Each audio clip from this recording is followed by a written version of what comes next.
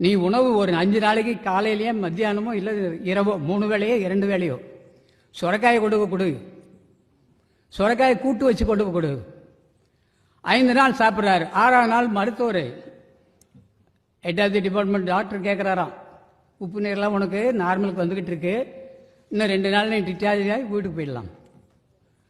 அவர் கொடுத்த மருந்தில் உப்பு நீர் போயிருக்குன்னு நினைக்கிறார். இல்லை, நீங்கள் யாருமே உப்பு இருக்கிறவங்க சாப்பிட்டு பாருங்க.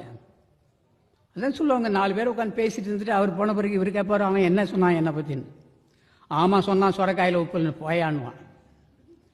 அப்போ சுரைக்காய் என்ன செய்யுது? உடம்புல இருக்கிற உப்பெல்லாம் எடுத்துடும். அது சுரைக்காய் அற்புதமான உணவு.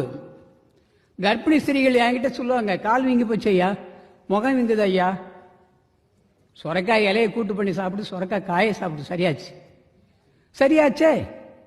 இதான் தாவர உணவு.